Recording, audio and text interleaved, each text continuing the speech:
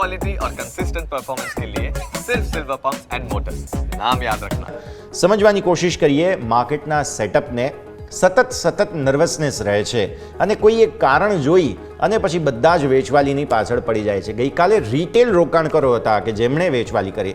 નથી એફઆઈઆઈએ બહુ વેચ્યું, નથી ડીઆઈએસે વેચ્યું, પરંતુ રિટેલ રોકાણકારોનું મૂળ એચએમપીવી વાયરસના સમાચારોથી ગઈકાલે કદાચ કોવિડ સમયનો જે છે તે ભય સતત હાવી થયો ગઈકાલે અને એટલા માટે મોટી વેચવાલી. અને આજે પણ એવો કોન્ફિડન્સ હજુ પણ કદાચ માર્કેટમાં નથી. અસીમ સર, ગુડ આફ્ટરનૂન યશ. આપણે બહુ રાઇટલી કીધું કે કોન્ફિડન્સનો અભાવ દેખાઈ રહ્યો છે.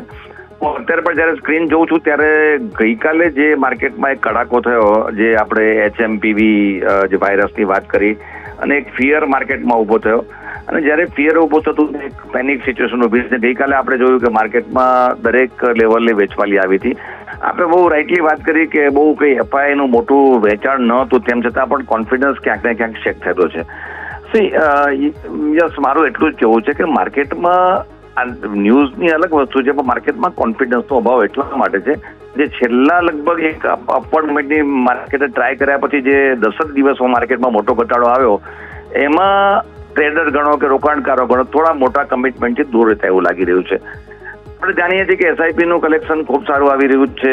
ઇવન મ્યુચ્યુઅલ ફંડના જે યુએમ છે એ પણ વધી રહ્યા છે. પણ જે ડાયરેક્ટ ઇન્વેસ્ટમેન્ટ છે એમાં ક્યાંક ને ક્યાંક થોડું કોન્ફિડન્સ ચેક થયેલો છે. બે વસ્તુ છે, એક તો ક્રૂડના પ્રાઇસ ફોર્મ થયા છે, બીજી બાજુ રૂપી થોડો વીક પડ્યો આપણને છેલ્લા લાસ્ટ 1.5 મંથમાં, અને બીજી બાજુ જે ફિસ્કલ ડેફિસિટની ફિગર જે બહાર આવી, ફિગર ડેફિનેટલી બહુ જ કમ્ફર્ટેબલ દેખાય છે, પણ એ એક વસ્તુ ઇન્ડિકેટ કરે છે કે ગવર્મેન્ટ સ્પેન્ડિંગ ક્યાંક ને ક્યાંક ઘટ્યું છે અને થોડુંક સ્લોડાઉન આપણને ફિગર્સમાં દેખાયું છે. બીજી બાજુ ઇન્ફ્લેશન વધ્યું નથી, પરંતુ એકદમ નીચું જવામાં હજી સુધી સક્સેસફુલ થયા નથી. હોપફુલી ડિસેમ્બરના જે ફિગર આવશે આપણને, એમાં આપણને કંઈક રાહત થતી દેખાય એવી શક્યતા છે. બીજી બાજુ હવે જ્યારે આપણે રિઝલ્ટની સિઝનમાં ઓલરેડી એન્ટર થઈ ચૂક્યા છીએ, તો સ્વાભાવિક રીતે રોકાણકારો રિઝલ્ટને રાહ જોશે તો પછી નવું આપણને મુવમેન્ટ જોવા મળશે. ઇનઓલ આપણે જોઈએ તો બજેટ પહેલાની જે રેલીની અપેક્ષા હતી એ હજુ સુધી કોઈ ઇન્ડિકેશન દેખાતા નથી. અને ઇન માય ઓપિનિયન હજી પણ માર્કેટમાં કોન્ફિડન્સ લેવલ બહુ જ શેકી છે. એટલે આપણે કોઈ એમાં ઇન્વેસ્ટમેન્ટ કરી અલગ વસ્તુ છે.